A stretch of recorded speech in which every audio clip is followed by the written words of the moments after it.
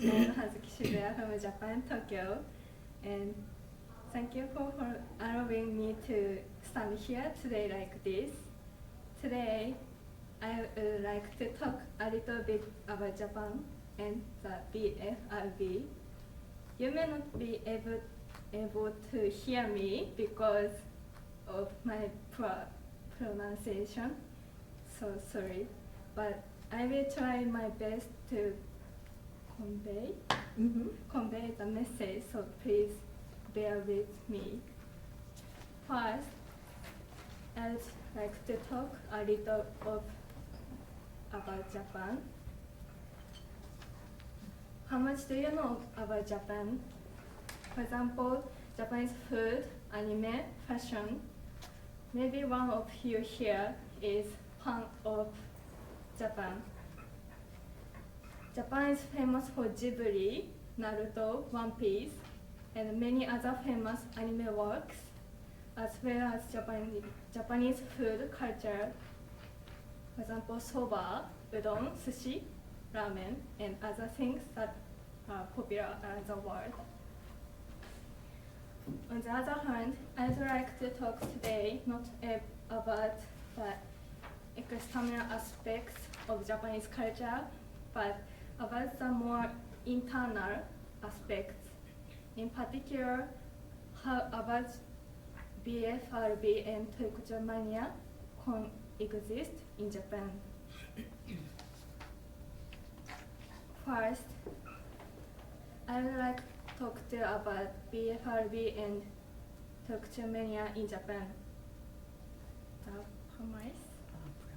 premise is that they are completely unknown in Japan.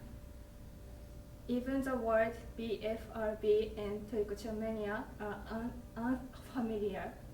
The reason why they are not well known is because there are no experts or experienced people in the public eye. Therefore, there is absolutely no knowledge or BFRB, Toy mania in Japan. And in Japan, people are especially concerned about their appearance, so it is natural for them to hide themselves differently from those around them. If you behave or look differently from those around you, people around you will feel embarrassment about it, and you will inevitably float away from the scene. In Japan, cooperation is especially important. Therefore, to my knowledge, I have never heard of people having a BFRB that is publicly open to the public. In fact, when I confess to people around me that I am Toy mania, they almost 100% of the time ask me what is like. It is such an unfamiliar word in Japan and not famous. And if you are near someone who pulls out hair or bites nails, you are also told that it is distinguishing. Disgusting. It is known in Japan, and when you act out, you will be disliked. It is difficult to live in today. And next, the lack of knowledge in Japan. Next, I would like to talk about the lack of knowledge in Japan. As I mentioned before, BFRB and Toy mania are not well known in Japan. Therefore, I feel that even doctors do not know much about them in the first place. Why do I feel that way? Because I have been taken to several hospitals since the beginning of the disease, and every time I was told by the doctors that there is no care. It is just a habit, and I have to wait for it to get better. The doctor was featured in the media as a specialist in trichotillomania, but in reality, it was hospital that did not improve and charged me a lot of money. Why is there so little knowledge in Japan? It is said that Japan is 50 years behind other countries in terms of psychiatric care. 50 years is very long time. I think that even though the number of patients is increasing, there is not enough knowledge and experience to look after them. And since there is no one who publicly announces trichotillomania, I think it is difficult to gather information in the first place. If trichotillomania becomes a little more famous in Japan, the situation may change, I think. And third, I'd like to talk about BFRB and Japanese school life. As a premise, there is no consideration for support system for students with BFRB or other mental illness in Japan. To be honest, I don't have many good memories from my school days. I would like to talk about the reason why. First of all, elementary school. Elementary school in Japan lasts for 6 years and students change classes every 2 years. Everyone learns all subjects from their home room teacher and the same classroom. Everyone learns. In Japan, there is a called chorei or shukai, is where all students and teachers gathering in the same place in the same time. This was very painful for me.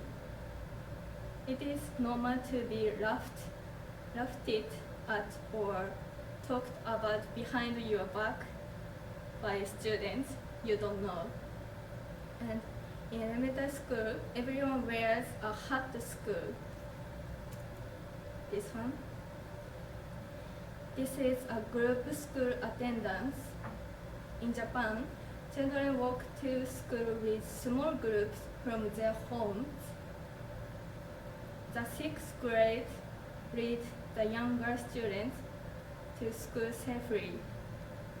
This boy is maybe 6th grade, and the volunteer community members watch over them along the way. This old man is volunteer. So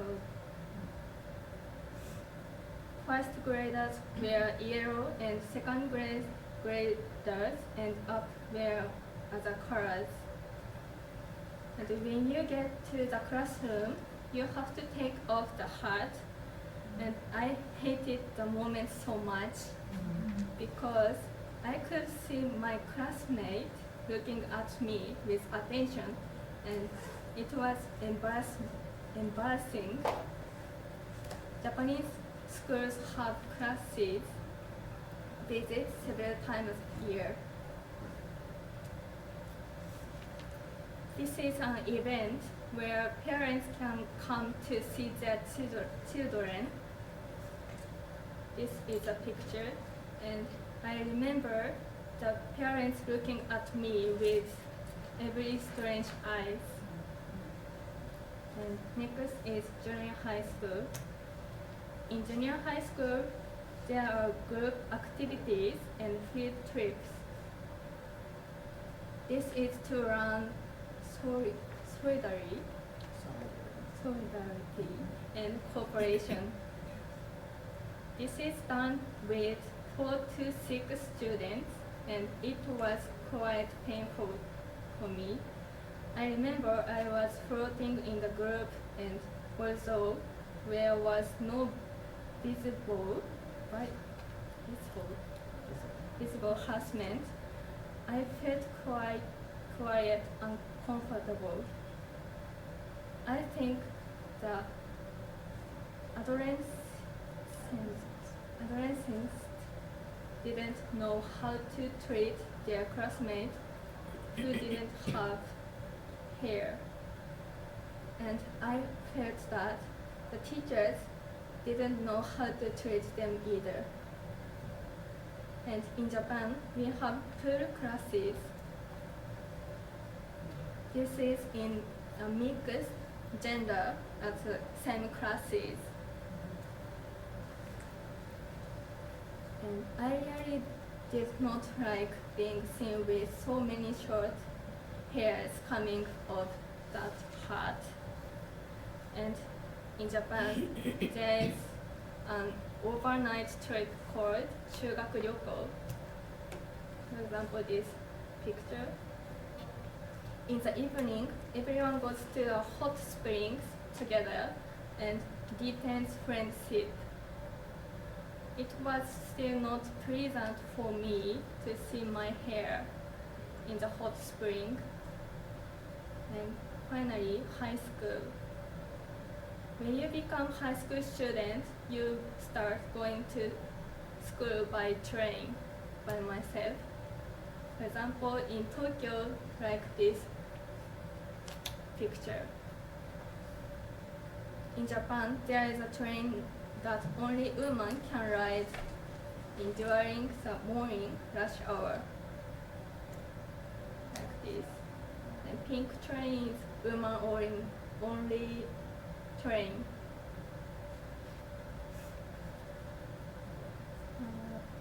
This is also measured to prevent molestation. When I commuted to school in this train, it was common for the women around me to stare at me. Maybe it was strange because there were high school girls without hair, and it was difficult even after we got to the nearest station. They would look to me, my face, when we passed each other on the escalator. It happened every day, and I was getting tried day by day.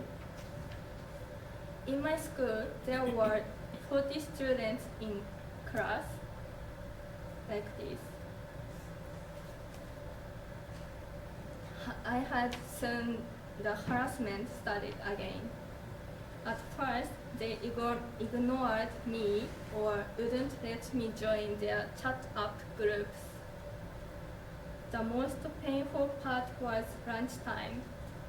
In Japanese, it is common to eat in the classroom. You sit at desk with your good friends, but I was not allowed to join any groups. I was told that it would be embarrassing if someone saw me with them. I think this is another example of Japanese attitude of being mindful of one's surroundings. Correct. Surroundings. I was once forced to change seats in class because it was uncomfortable to see the back of my head during the class. Why is school life in Japan so hard?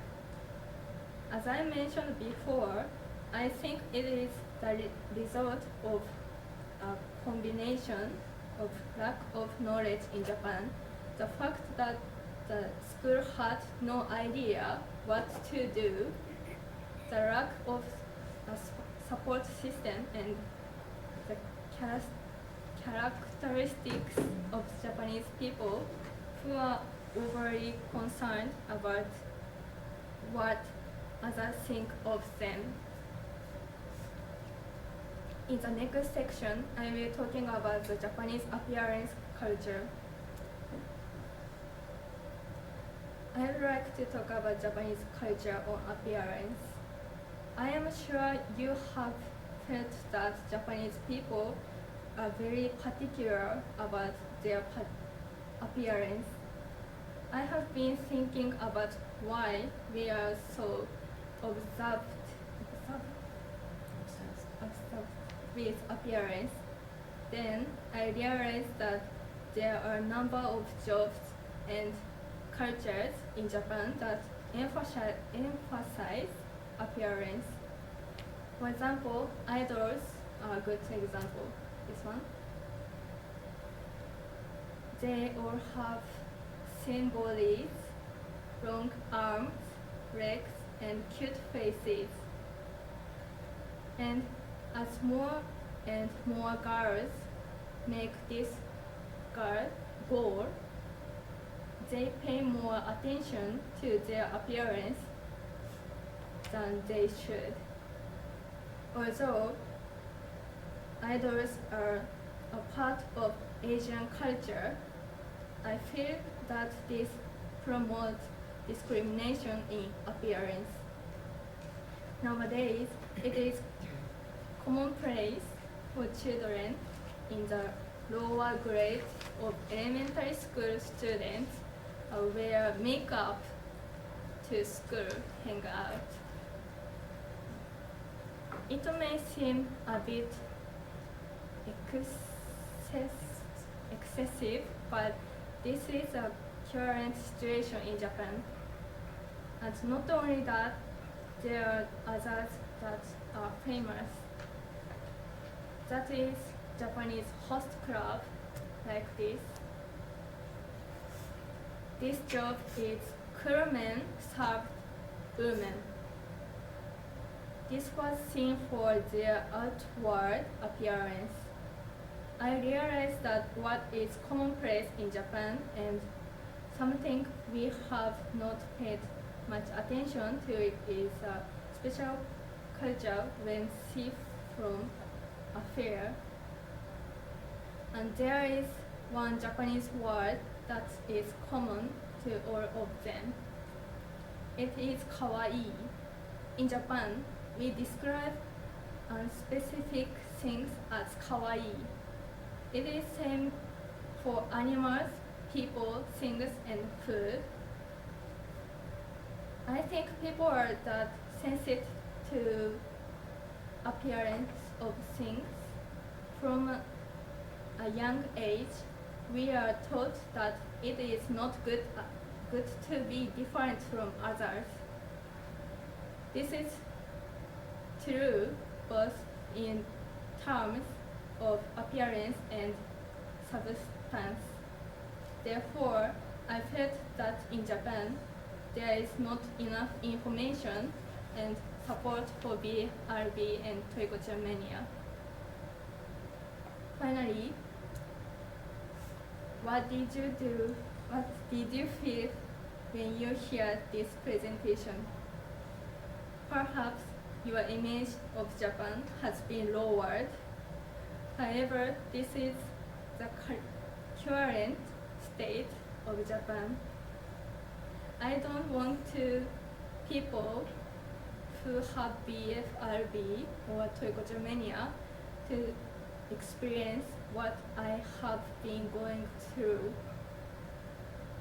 Finding TLC has changed my life. I strongly feel that I am not alone, and I would like to work in Japan to change this situation as much as possible. And thank you so much.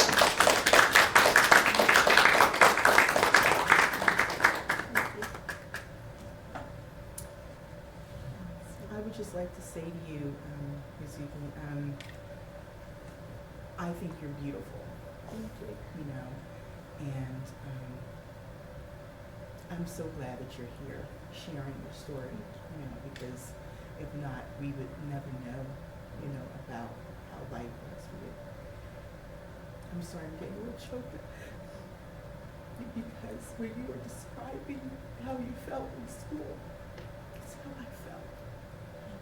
That's how I felt. Now I'm 51, and I'm a lot older than you. But inside, it's, I'm very disrespectful. I'm so sorry for what you went through. But I'm so glad you're here. Yeah. Because you now see that you have community. Yes. Go ahead. I would like to add to that, when you described the experience of like needing to have to take off your hat in school, I reminded me of like that was such a universal experience for kids with trich. And swimming. Swimming. Seeing that pool was just like, no. Yeah. Any other questions?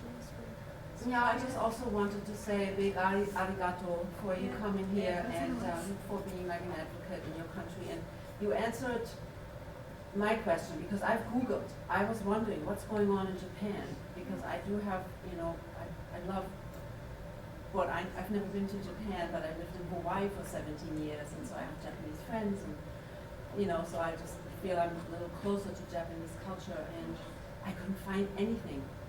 And now you're here, like as a, sharing why culturally it's so backwards in a way, and that's really helpful to know, and I know you want to change it. So, thank you. Yeah. Thank you so much.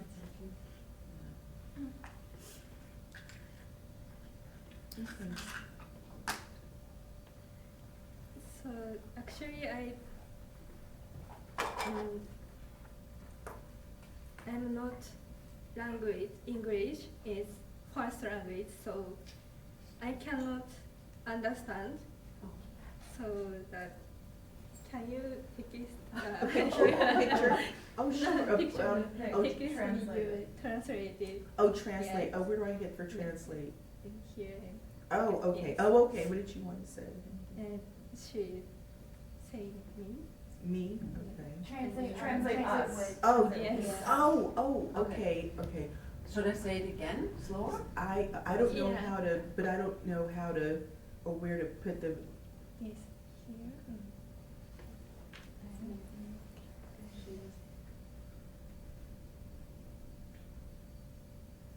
okay. Like, okay, so translate right what they're saying in Yes, here. yes. Okay, go ahead. All right, Okay. okay, so I'm gonna take the Okay. notes, okay. Thank you, Thank you. arigato, for being here and for sharing why you think the Japanese, in Japan, BFRBs are not mentioned at all. Because I Googled and I didn't find anything about Japan because I have an interest in Japanese culture and I was always wondering what's going on there because of my other friendships and so thank you for sharing with us. And I'm, as I said, I feel confident that you're going to make a big difference for so many people because 5%, right? There are no borders to our 2 to 5%. I'm sorry, I'm the slowest. I'm so sorry.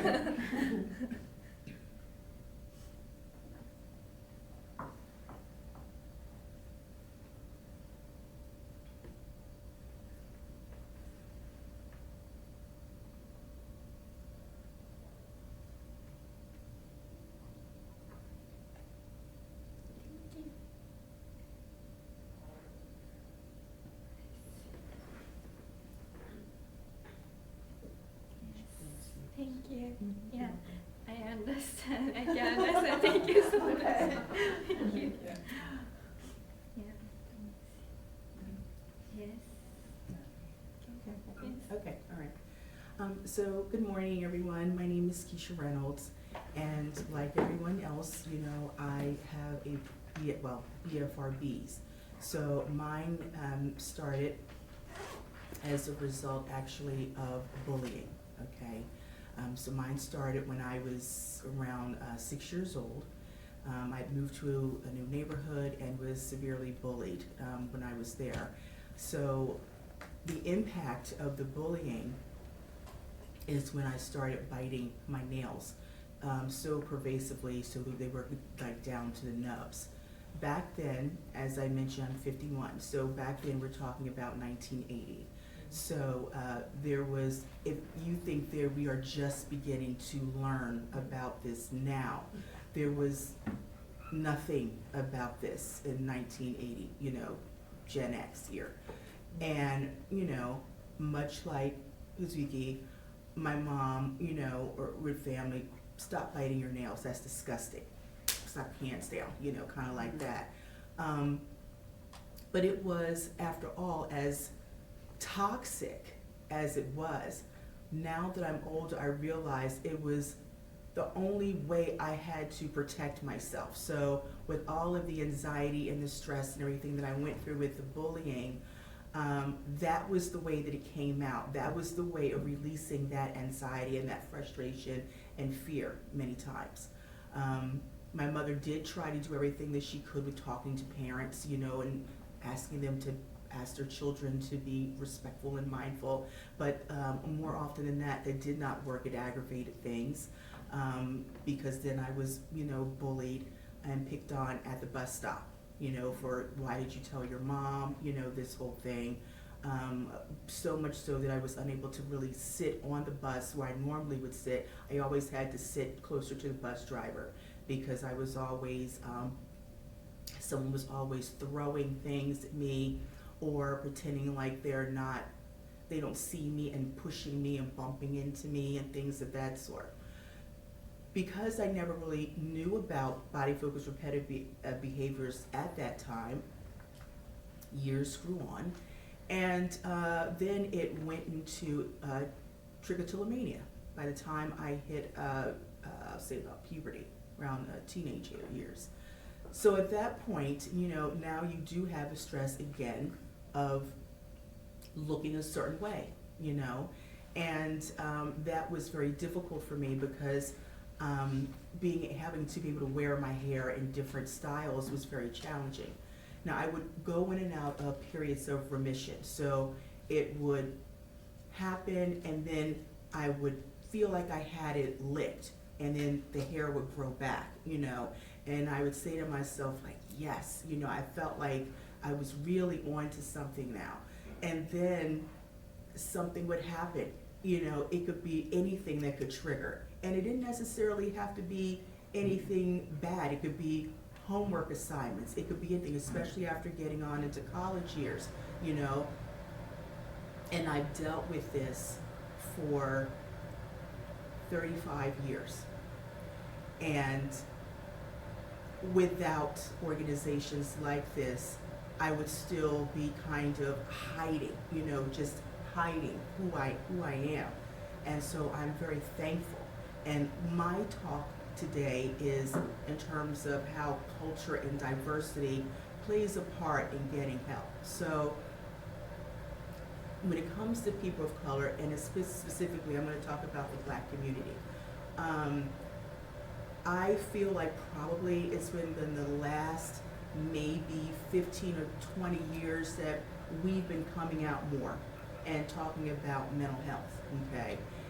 For so many years, it was almost looked at as, you didn't really talk about it. In fact, it was like you were told as a kid, or at least I know I was, you better not go out this house and tell this business, you know. Again, keeping that on the inside and not allowing you to be able to talk about it. Also, there was a lack of, you know, also people who were educated on this.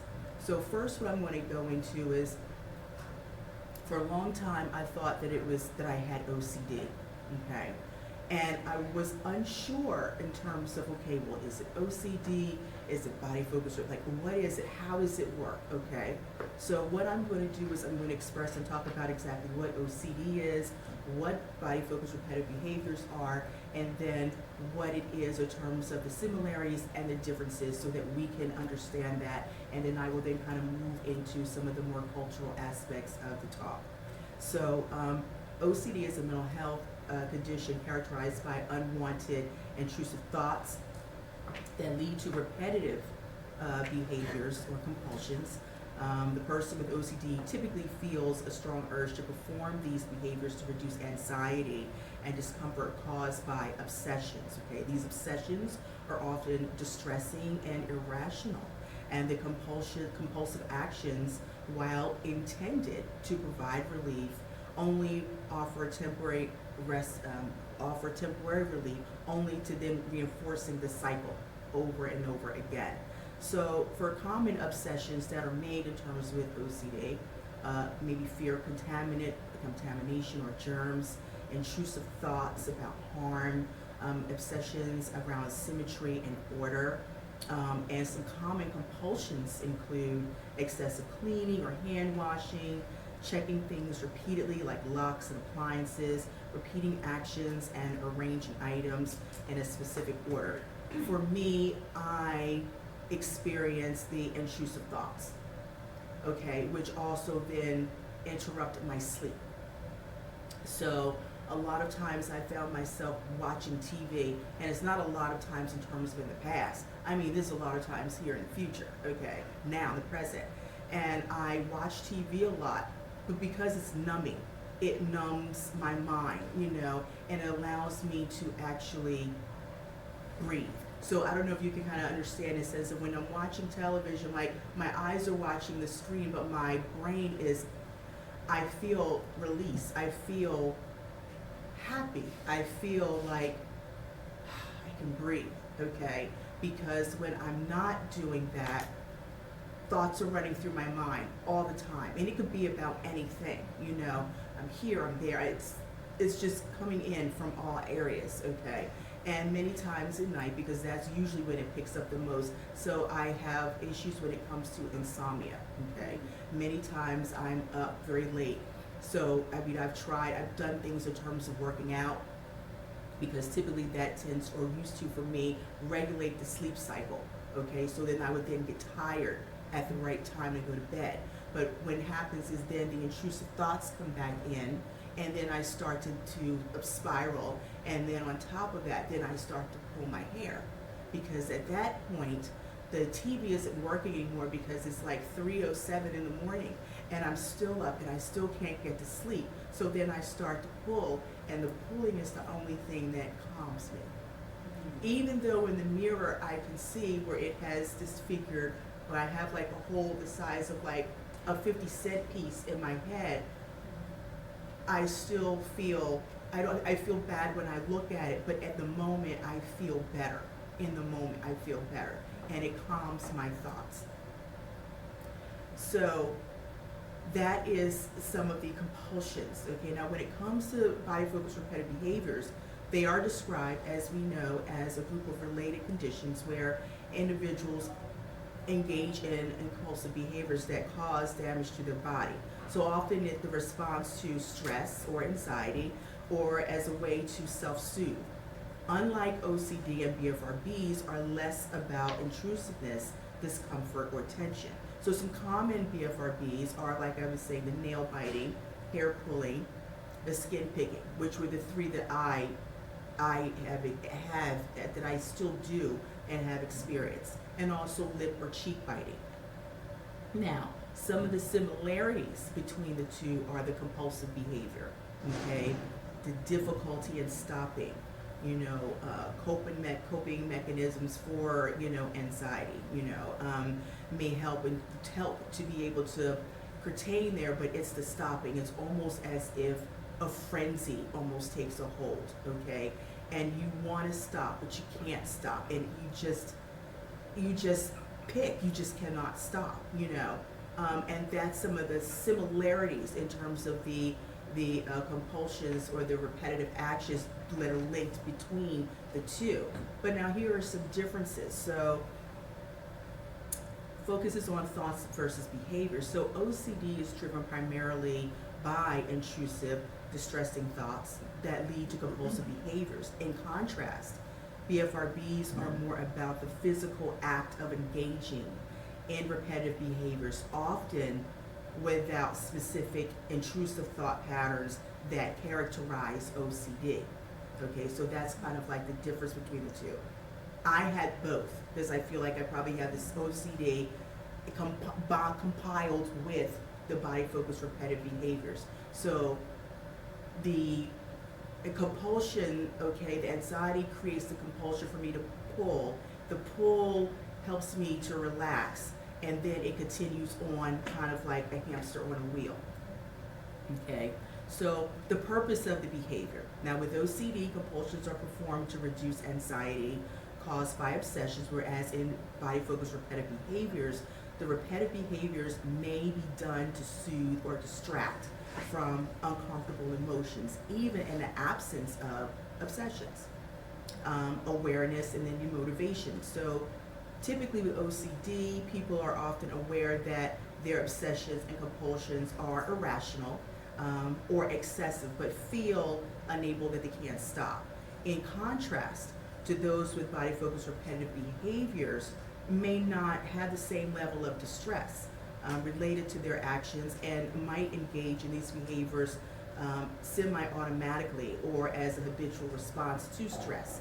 So that brings up in terms of, like I was saying, watching TV and you just pull. You don't really think about it, you just do it. Now most people with body-focused repetitive behaviors, as you know, sometimes it's kind of like a mix. Like sometimes you know you're doing it, and then sometimes it's something that you just do at that time, and you may not realize that you're even doing it.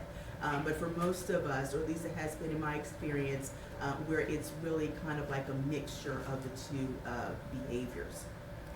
So when it comes to, like even with physical harm, while compulsive behaviors and OCD may not always cause direct physical harm, body-focused repetitive behaviors frequently result in physical damage such as hair loss or skin lesions. Because again, if you are consistently picking your skin, you are scarring that tissue, okay? You're continuing to scar, and then over top of that, then you are able to, at that point, you may open up and get like a sore or something like that, and then you keep picking the scab and keep picking the scab, and that's also allowing and bringing in infection, especially when you're picking with your nails and all of that. So that is what I meant when I said in terms of the physical harm. So I touched on this a few seconds ago, and I'm going to kind of go back into it. What I'm talking about more so right on this one, the perceptions of BFRBs in the Black and Brown community. So the perception, for the most part, often is shaped around a combination of cultural norms, stigma surrounding mental health, and limited awareness about the condition do play a key aspect in the effect, the understanding and perception of body-focused repetitive behaviors in communities. So this includes, again, limited awareness and misunderstanding. So for body-focused repetitive behaviors such as hair pulling and skin picking, the nail biting, it's not always recognized as a mental health condition, if you will, in our community, okay? These behaviors may be dismissed as, oh, that's a bad habit. Like I was saying, when I was young and I first started with the nail biting, stop that, okay? You can stop that, okay?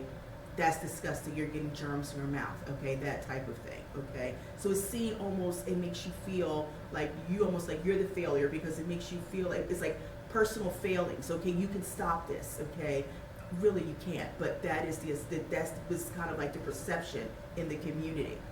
Rather than, as symptoms of other mental health conditions, the lack of awareness of this can lead people to feel isolated, embarrassed, and ashamed, and which also at that point may prevent people from seeking help. So for example, hair pulling may be misunderstood as a personal grooming issue, particularly in communities where hair plays a significant cultural role, okay? Skin picking may be dismissed as a nervous habit without understanding the compulsive or uncontrollable nature of the behavior, okay? And then you also come to the stigma that's around mental health. So in many Black and Brown communities, this is often a stigma associated with mental health issues, okay? So mental health conditions may be viewed as a sign of, okay, you're weak, like weakness, okay? Something that should be dealt with privately. Like I was mentioning a few minutes ago, how when I was younger, I was always told, you better not take this business outside of this house. You better not, you better, and I mean, it was a staunch, you better not, with the whole finger wag and the whole nine, okay? You better not. So then that, at that point, it makes you feel like, ooh, okay, I can't talk about that. And then that isolates you from the rest of everyone else, because it's something that's hidden that you can't talk about and you can't express, okay? So then, because of that, then the idea of seeking therapy or psychological help is sometimes viewed as unnecessary or culturally inappropriate, especially when mental health issues are seen as less legitimate than physical health concerns. This can lead to body-focused repetitive behaviors going undiagnosed or untreated, okay, with individuals suffering in silence and relying on alternative coping mechanisms that may not address the root issue that's going on. So some of the cultural attitudes towards appearance and grooming, okay? In Black and brown communities, hair and skin carry deep cultural significance, okay? Particularly relation to like beauty standards, identity, self-expression. People with BFRBs like trichotillomania or dermatillomania may face additional pressures due to visible effects of these behaviors, such as hair loss, skin damage. So for instance, with the hair pulling, can be particularly distressful in our community, where natural hair is a certain part of our identity, and the ability to style and present one's hair is culturally significant. People who are such as us who pull our hair, we're judged and judged harshly, and the behavior might be seen as neglect or failure to take proper care of oneself. And then we move to like the skin picking. So in brown communities, especially those with darker skin tones, may result in hyperpigmentation or scarring. That's me, okay? Which can lead to visible marks on the skin that may be judged critically or social or in familiar settings.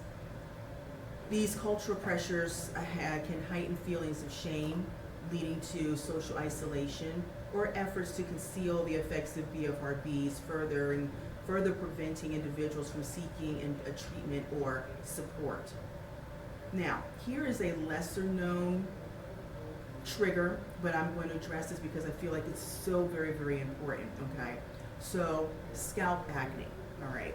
So, what that is, okay, refers to the development of pimples or blemishes on the scalp, typically caused by clogged hair follicles, excessive oil production, or buildup of dead skin cells, dirt, hair products. And this can range from mild, small bumps to severe, painful, cysts that can cause inflammation and discomfort. For people with body-focused repetitive behaviors, particularly those who engage in hair pulling, like trichotillomania or dermatillomania, the skin picking, scalp acne can act as a trigger, prompting an increased desire to pick, scratch, or pull at the affected areas. So we'll talk about the different levels. So scalp acne can vary in severity, ranging from mild to severe, and it's categorized into different levels. So mild scalp acne, that includes maybe small, non-inflammatory whiteheads or blackheads that may be slightly raised but are just not painful or irritated. It can be caused by excessive oil or product buildup that may clog pores. Now, moderate scalp acne levels involve maybe a little more inflamed red pimples that are noticeable and may cause mild discomfort, and can develop due to bacteria, oil, or sweat accumulation, especially in warmer climates or after wearing hats or head coverings for extended period of time, and also after like working out, the sweat that you get in your scalp after working out. Now, more severe scalp acne, this includes more of a larger painful cysts or nodules that form under the skin, causing significant inflammation and discomfort. These cysts lead to scarring or hair loss if not treated properly, and are often triggered by hormonal changes or severe follicle blockages. So the impact of body-focused repetitive behaviors on us when we're dealing with this. So for those of us with the scalp acne, can trigger this because what happens is it may trigger the itching, okay, as an discomfort from it. So then you are scratching, and then when the scratching comes, then you start with the pulling, okay? Or me personally, I used to make deals with myself, as probably maybe strange as that sounds. I would make deals with myself. I would say to myself, and I would even have in terms of a good pull and a bad pull, okay? So a good pull was if you pulled it out and you were actually able to pull out a part of the root and you could see the root, because that was the goal, okay, to see the root, okay? So that was a good pull, okay? And I would trick myself into believing like if I were to pull that out of the pimple or lesion, that I was actually doing a good thing. Like I was releasing it somehow, okay? And by pulling that out, and especially if you were able to pull the root out and see it, that was, it was like, but it didn't stop there, because now you've triggered something. So now it's not just there. Now I've got to pick and pull around the pimple, okay? Because now I've got to get everything out, okay? And before you know it, again, now I've picked, a hole about this size in my head, because I've been, in my mind, I have been wanting to pick around it and then make sure the hair was out of it. Meanwhile, while I'm doing all this, I'm creating and making things worse. On top of that, when it would start to scab over, as a pimple would, the minute it would start to scab, I would then pick at it again. So now it's constantly re-picking and reopening that and pulling that scab, and then continuing to make it worse, okay, over the time. Now, one of the things that is interesting here is that, see, when it comes to black and brown communities, especially if you have a coily hair texture, okay, or a 4C type of hair texture, we have to be careful about overwashing. So for us, it's like almost like a never-ending cycle, because we need oil in our hair. So we have to have oil. Is how it protects our hair from breaking. It helps our hair to grow. It absorbs into the scalp. But that's something that, especially for Black people who have 4C type hair, we need it. So actually, overwashing, we have to be careful of that, because that will dry out our hair and take away the moisture, and therefore it will break our ends. It will split our ends, will break our hair off. So then we're kind of stuck like, okay, what to do? And then also with the increasingly dry scalp, then that begins to irritate the skin even more, okay, because now it's dry, okay? So some things that you can do, or that I found to be helpful, were using oils, that won't clog pores, okay? So some of these oils are jojoba oil. So it closely mimics the scalp's natural sebum, making it a really good moisturizer that doesn't, clog pores. It's lightweight and easily absorbed into the skin. Another one, which is known for more so like antibacterial and anti-inflammatory purposes, is tea tree oil. Okay, so being able to use tea tree oil is good for soothing the scalp, treating at the same time the scalp acne, because it has the antibacterial and anti-inflammatory properties in it naturally. Okay. Argan, yes. You dilute it because it is very strong, and I would. That rosemary oil is good too, and tea tree oil, it can have a scent, a very strong scent. Rosemary oil, but tea tree oil I know definitely has like a very strong scent. So you may want to dilute it a little bit before you use it, but it is, good, because it's a natural. I mean, it's not even just so much as even scalp acne. Like tea tree oil, I think is also good. I think, or is it, I believe, like athlete's foot or something like that? Yeah, It's a yeah. humble, yeah, yeah. So it's Yeah. good for a lot of different things, but yes, you are right. Yeah. It can be pretty potent. Mhm. Even just like, even certain things like oils that may have like sulfur in it, okay, because that was another one that we would use, okay. But again, you know, it was the smell, you know, it could be very, very overpowering. Now I think they're making more oils or hair grease and hair products where the smell is not as potent, but take this back 10 years ago, and the minute you walk in and took off your belongings, people knew you were in a room because they could smell the sulfur, you know. Wow. So, but another one that is good is argan oil, because that's rich in vitamin E and antioxidants. It's also lightweight, it's not greasy. It's a non-greasy option that helps to nourish the scalp and hair. And it does promote hydration without blocking pores and making it suitable for sensitive scalps, okay, that are prone to acne. So when you think about that on top of, okay, going through like adolescence and already being prone, you know, and getting acne at that time, from even just on the face and back with your and chest, because that's usually, those are areas where are very prone to acne, but then also having to deal with it in the scalp as well. And then grapeseed oil is another one. It's light, you know, and rich in linoleic, I hope I'm pronouncing it right, linoleic acid, which helps to reduce clogged pores and to improve skin barrier function. So it's good for moisturizing the scalp without continuing to promote the scalp acne. Another one that's good that I just recently mentioned was rosemary oil, which is often used to promote hair growth and improve scalp circulation.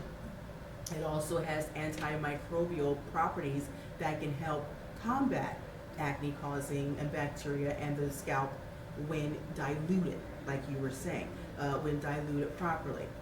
Sweet almond oil is another one. So, and this was actually one I honestly did not know about. It wasn't until I did the research for this that I even found out about this. That because it's also lightweight, sweet almond oil is packed with fatty acids and vitamins that nourish the scalp and hair without clogging pores. It's particularly helpful with soothing dry scalp and flakiness.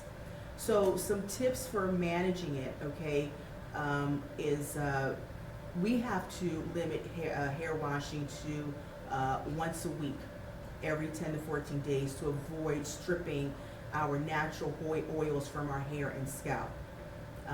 Use of gentle sulfate-free shampoos is another one that's good. To cleanse the scalp, but without over drying.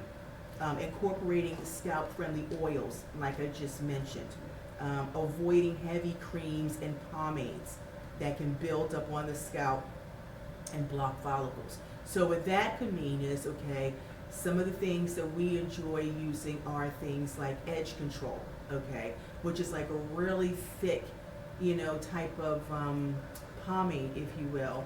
And what it does is it helps to smooth the edges. So if you're wearing, say, for example, your hair is worn back in a bun, it helps to smooth the hairline back so it lays very flat and slick like the rest of the part of the hair, and this is done to be able to accommodate certain hairstyles, which is what we talked about and what I said earlier at the start of this is, you know, in terms of the hairstyle. And the Black community is very rich when it comes from the braiding and things of that sort, which are absolutely beautiful.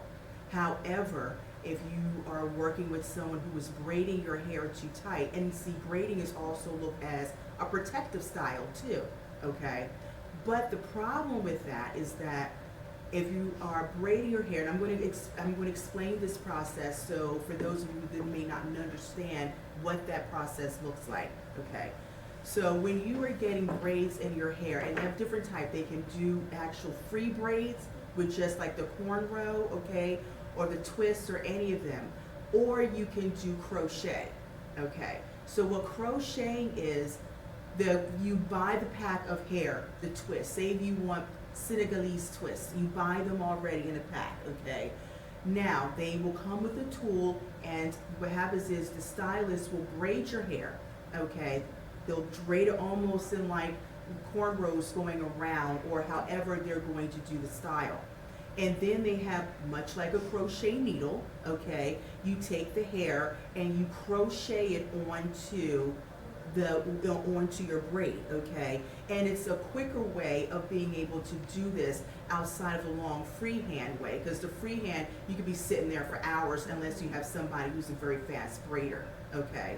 The problem is that even though that's quicker, it's the pulling. So you're braiding the hair, and that's tight.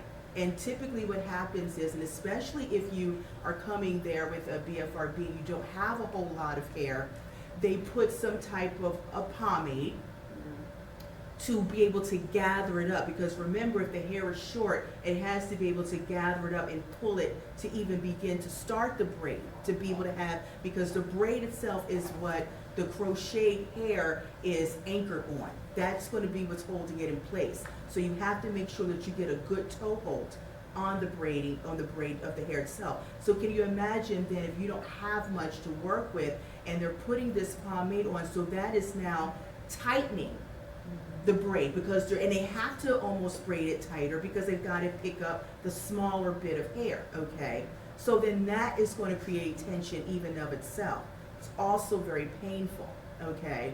And then you're now taking this crochet needle and you're going into that braid, and you are then crocheting and pulling and pulling the crocheted braid out, okay? And while it looks gorgeous, like after it's done, your head is on fire, okay? Like I can remember times of having to take Tylenol. In fact, that's kind of like a common thing. Before you get your hair braided, go take some Tylenol or take some aspirin, okay, ahead of time to kind of release and relax the tension, okay? Also doing things like, and then like me, I would like to wear them up. So then that's up here, and it's heavy on the head sometimes. And so now my neck is bothering with me, you know, and on top of that, with it being pulled up, because my skin is sensitive anyway, that pulls at my skin, and so then you start to get these little pimples from the pulling of the hair being tight. Wow. And this doesn't, and what happens is eventually it does loosen up, but it doesn't loosen up right away, okay? So I've had it where my head has felt tight for like a good week or two. Okay, and then by the time the second week, then it starts to kind of loosen up. But between, yes. Mm-hmm. That's okay. No, but I was, and maybe you're still getting to that, and I hope it's not too intimate of a question, but once you had that done, did it reduce your hair pulling behavior? No. It didn't. It didn't. What would do? Okay. Like tied up. It reduced in a sense because I couldn't get my fingers in to do what I wanted to do. So right. that accomplished part of it. Yeah. But what about the sides and the edges now where it's been pulled? Mm-hmm. So now it's like I'm not picking up here, but I am picking here because there's a pimple that has formed from my scalp being pulled too tight. Okay. Mm-hmm. I was gonna say I've had the experience where it helps for the first couple of weeks with this tight period that she's talking about, where you're uncomfortable, but it's so tight that you can't really get to anything. Yep. But then after 2 weeks, when your hair starts to grow out a little bit, I've pulled braids right out. Then you pull the braids out, Like and the braid comes out. Yeah. And before, I could not. There's some people, and I used to envy them, that could keep these braids in for like 6 weeks at a time, because the micro braids are so small that when you do get them, you can keep that hairstyle in. People keep them in for something like 6 weeks, okay, or even 8 weeks, okay. I could never do that. My stuff was out in 14 days. Like, it was like a waste of money. I paid like hundreds of dollars to get the stuff done, and then within 2 weeks' time, it's out because I can't take the pain. You can't take it. Okay. I couldn't take it. I want to mention, thank you for everything you're sharing.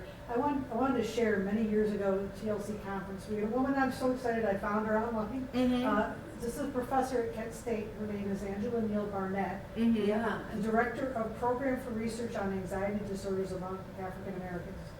Really? Kent Do you State. know her? And she spoke about trichotillomania in African Americans, and I forget how long ago this was. No, I know exactly, Wow. but because she was just in Oxford. Oh, She was at the BFRB conference. Right, they in just Oxford. had their first She's annual doing in it. Oxford. Yeah, They and just it had was it. in 2000, and you can easily find it when you go to Google research. Yeah. But one of Angela Neil Barnett. Yeah, one of the things she talked about is she said her research showed that black hairstylists are much more likely than white hairstylists to have seen trichotillomania. Oh, Might- yeah. Might not know what it is. Right, but they've seen Yeah. it, the hair loss, yes, Because white yes. women, we just don't Yeah. tend to go. Right. And, but so she was saying that this could be a way into the black community to Yes. educate about trichotillomania. Yes. So anyway, she's still doing her thing, that's so great, so I want to let you know her name. Right now, Yeah. I can't like type it in, but Yeah, I I can want to give it come to you find you later. afterwards. Please Absolutely. give me her name. I would, I wholeheartedly.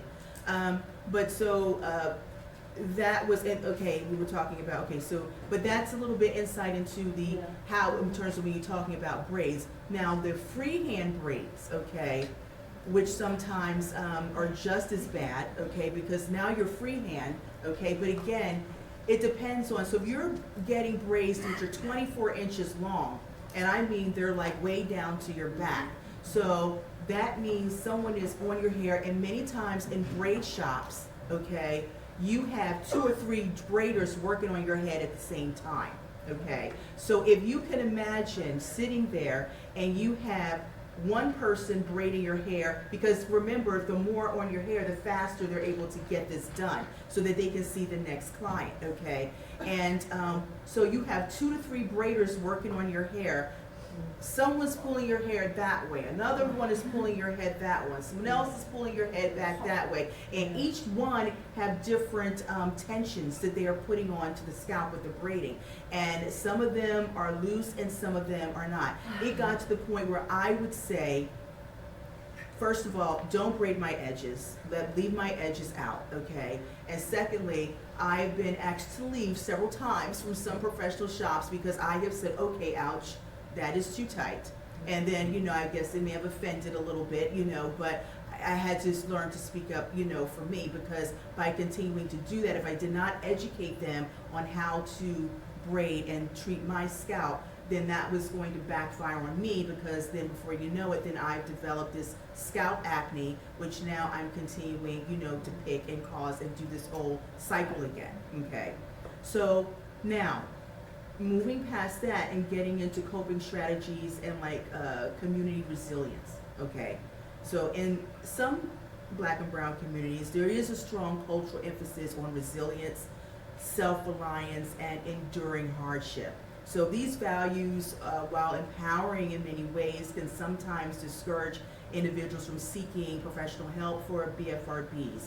So people, will feel the need to tough it out, stiff upper lip, and use, kind of personal strength as a way to manage the behaviors rather than acknowledging the need for medical or psychological intervention, okay? So some of the barriers here are, even when we do recognize that there are maybe a BFRB or a mental health issue, Black and brown communities often face structural barriers accessing to appropriate care. So these barriers include financial constraints. You may not have the money to see a counselor, okay, who specializes in it. Limited availability of cultural, competent mental health professionals, okay? So, for example, you go to someone and you may want to see someone because anyway, you're embarrassed anyway because of the issue. So you're like, okay, don't really want to talk about it with just anybody. So you may want to see a therapist that looks like you because you feel that, okay, well, if this person has 4C hair, I have 4C hair, or coily hair, or then maybe they may understand, kind of like, what I'm going through. But there's a lack of that, a lack of it. So today, and now I actually did this research maybe about a year ago, so my numbers may be a little bit off, but the last time I checked, there were only 4% of therapists who are African American therapists, okay? Yes. You said In- 4%. Oh, yeah, 4%, and that's what I, but the last time I checked it, but as I said, it's been a while, but from the last time that I looked at, it was like 4%. in terms of an academic. If you think about that, there's a session next about a panel with therapists who have BFRBs and how important that is to us to sit across from someone that actually understands. Then you add in that layer of complexity where Yes. only 4% Right. of therapists are in color, where when you went through that whole thing explaining braids, there are going to be people who sit across from you, well, why are you getting hair braided then? Right. If you don't understand like the cultural of that when it comes to aspect of braiding. it. Right. And so right. how difficult access is for Yes. communities of color when you're talking about trying to find someone that understands BFRBs and Right. has a sense of where you're coming from. Right. It's really challenging. Right. So, and then also too, distrust of the healthcare system, period. Okay. So, and this goes back to the Tuskegee experiments on Black people many years ago. So, okay, so that was built into this distrust for the health system. Okay, almost ingrained. So you have a lot of people, I'm not going to a doctor, and they won't go and seek help, but yet they're still suffering, because, and you'll hear it about, they give you all this medication, and, you hear it all the time, so, but again, it is also a mistrust of the healthcare system with doing that. So the intersections of these factors make it difficult, for people from our community to receive proper diagnoses and from BFRBs and treatment, and leading to a lot of underreporting and undertreatment of the condition. There's also, like we were just talking, a lack of awareness and mental health professional in the communities. So a lack of awareness about mental health. Coupled with scarcity of mental health professionals in Black and brown communities, it is a significant barrier to addressing mental health challenges. The gap not only limits across care, but also reinforces stigma, discouraging individuals from seeking help when they actually really do need it. So when you're talking of lack of mental health awareness, so in Black and brown communities, conditions such as depression, anxiety, and trauma are often misunderstood or minimized. These are several factors that will contribute to the lack of the awareness. So here we go in terms of cultural stigma. Mental health is often viewed, as I mentioned, as a taboo subject in many Black and brown communities, where discussing mental illness might be seen as a sign of weakness, failure, or lack of faith. So let's talk about that for lack of faith. So the whole thing is, you go to God with your troubles, you pray, but, and if you do anything other than that, then you are almost shunned in a sense of, well, you chose this opposite, you didn't go to God with your problem, you went outside, which is also then not looked at very kindly, either, but the struggles are hidden, they're dismissed, or attributed to like external factors rather than treated as legitimate health concerns. So focusing on like your survival and then resilience. In communities like such as mine, there's a historically faced oppression, marginalization, and economic hardship. Mental health is sometimes viewed as a secondary to physical survival. So this looks like, people will go, you have an issue with your heart, you've had a stroke, physical, but mental health is put on the back burner because it's not as seen in terms of, you got to have this surgery here because you have like a congestive heart failure or something. That's physical. People can see, touch, Mental health, you can see, but you can't touch like that. So many times it does get placed to the back burner when it comes to Black and brown communities. So the focus on, enduring hardship, as I mentioned, and resilience can overshadow, conversations about emotional well-being, leading people to internalize mental health struggles rather than seek external support. And then we talked about the mistrust of the healthcare system when we went into the Tuskegee study, and were forced sterilizations that left, a deep seed of legacy of mistrust. So, then this mistrust can discourage people from engaging into mental health services, which often perceived as biased or inadequate in addressing the unique needs of the community. So because mental health conditions are not always openly discussed or properly understood, people often feel, or people are often go undiagnosed, or they self-diagnose without seeking professional help. So they may not recognize symptoms of a mental illness, and even when we do, there's a lack of appropriate language and resources. It makes it harder to take action. So what that may look like is, think about this. You are Latina, okay, and you're going to go get help, but guess what? There's a language barrier between you and the intake person who's taking this information. So how do you think that's going to go? It's not going to go. The person is constantly saying, excuse me, honey, you know, they don't have, there isn't a translator there to be able to help them with being able to translate oftentimes, okay? And so then the person, okay, from this marginalized community leaves feeling even more isolated, because now I've taken, and it took every strength in me to go and seek help, only to go there and nobody understands me, which translates to nobody cares, okay? Nobody sees me, you know, and that's very hurtful. And then you go back, and then you do what? You sit and you do what? You pull and you pick again, because now you are super stressed and you're depressed about it, and the only comfort you can find is to pull your hair or bite your nails or pick at your skin or bite the inside of your lip, okay? And it goes on and on and on. So it's about bringing awareness into marginalized communities so that we're able to get the help that we need, and making it public knowledge, making it normalizing help, okay, so that this is not looked at as a stigma all the time in this community. And as I said, in the past, I'll say about between 15 years or so, I'm beginning to see more and more people in terms of the Black and brown community admitting, you know, when they are having depression, you know, which is good, because now you're getting the help that you need to help with anxiety and depression that may then attribute and worsen conditions like body-focused repetitive behaviors. So I'm very glad to see that in my community, you know, that we are beginning to ask for help. So, and you know, and I talked about underrepresentation in terms of mental health, you know, professionals. So only about 4%, and this is what I mentioned before, are Black, okay, compared to the 12 or 30% of general U.S., of the 12 to 30% U.S. Population.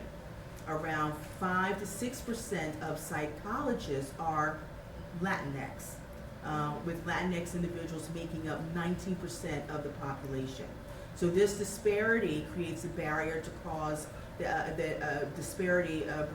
a barrier to care, because many individuals feel more comfortable seeking therapy or counseling sessions from professionals who share similar cultural backgrounds and can relate to their lived lives. So when mental health professionals are lacking cultural competency and understanding of things and challenges facing Black and brown communities, it can lead to misdiagnoses, ineffective treatment, or feelings of alienation during the therapy process, because again, as I mentioned, you don't feel heard, you don't feel seen, okay?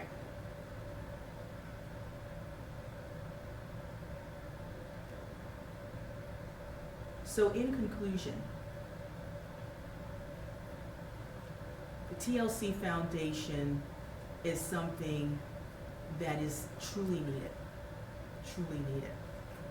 I only recently found out about this organization, but when I found out about it, I felt compelled, absolutely compelled to share and to speak, okay? And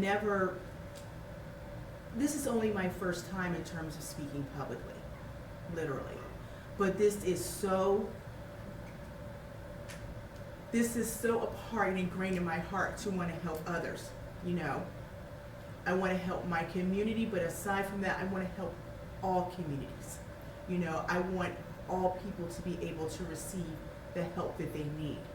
And I feel so actually really blessed and honored, honestly, to be able to be here and to be able to share this talk with all of you, to be able to meet with you, Kazuki. I never knew anything. about this in terms with Japan. In you, I have learned something. And even in sharing with all of you, I have stripped away this sense of shame that I have been facing, for so many years. I do have a book that is coming out in the fall, in the winter, called Beyond the Habit. Actually, let me pull this up so that I can actually get the name of it right myself right now. Let's see.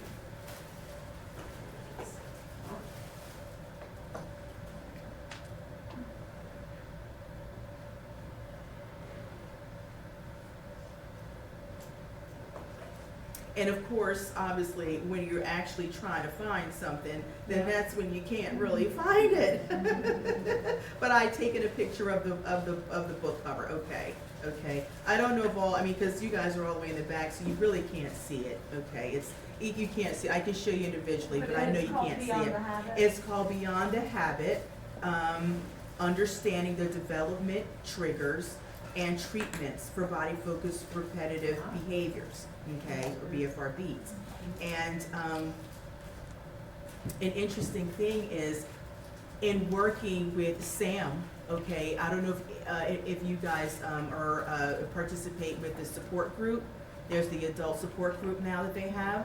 So I've been on a couple of those calls, and Sam, who orchestrates that, okay, she was responsible for being able to help me get participants for the book. So the book addresses a lot of what I've been talking about here and other aspects as well. It talks about bullying as a trigger because it's a part of trauma. But what I enjoyed about it is being able to find community, because people came back with wanting to participate and share their stories. So their names are protected. They're anonymous for those that don't want their names to be listed.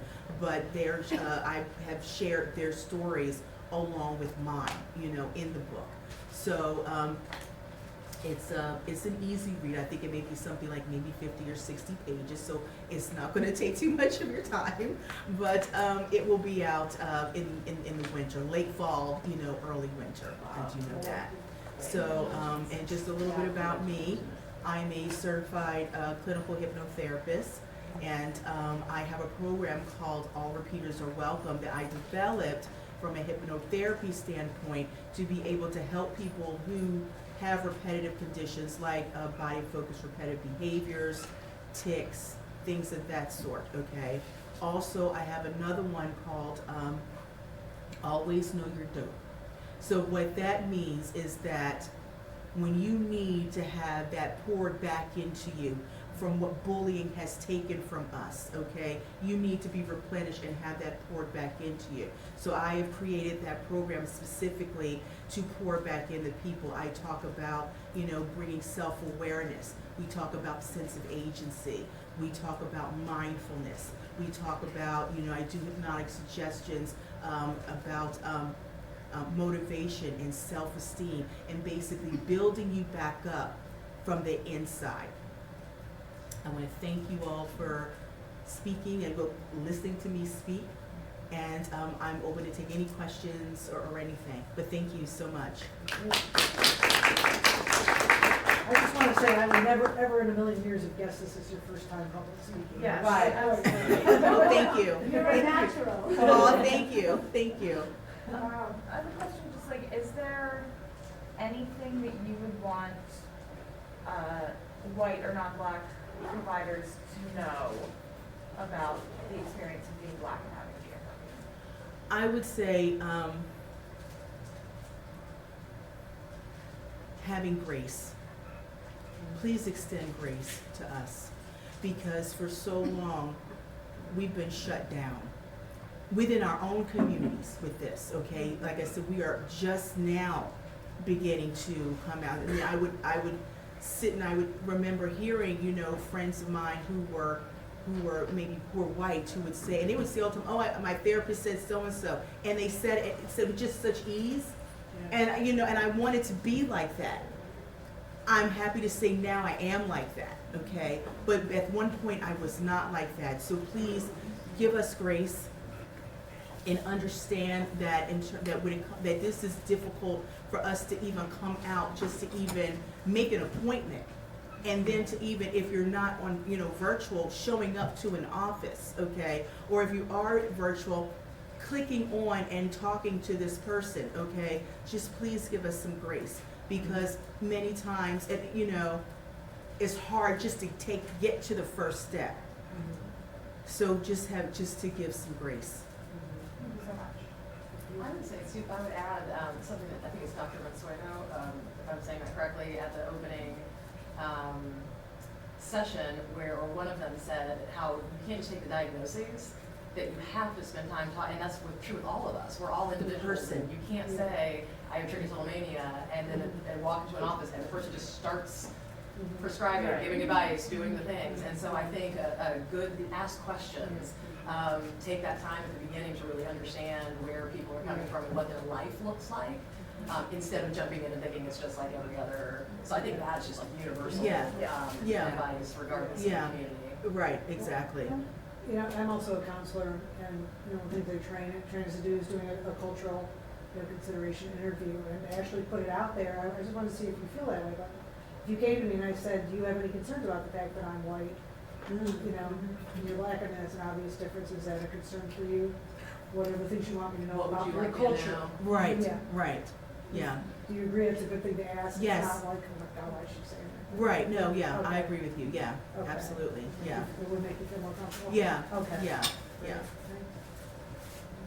Anyone else? Congratulations. Oh, thank you, I'm on. thank So, you. going to the Hispanic, so I'm kind of representing the Hispanic part of BFRBs. So what we try to do in my work is taking everything that's done in the United States, basically, or in England, but more in the United States, to translate it to Spanish, take to Mexico, and all the other countries in Latin America. So it was incredibly revealing. And there's also, I've been figuring there's a need here too. So we're training people in basically Mexico, but they can help anybody who's a Spanish speaker. But I think there's also, like, as you said, with the Latinx, Right. they're Hispanic, but they're also different. The ones who live here, who's a ton of people. So we also need to take that into consideration. So I appreciate that you talked about that. And wow, congratulations. Thank you very much. Both of you. Thank you.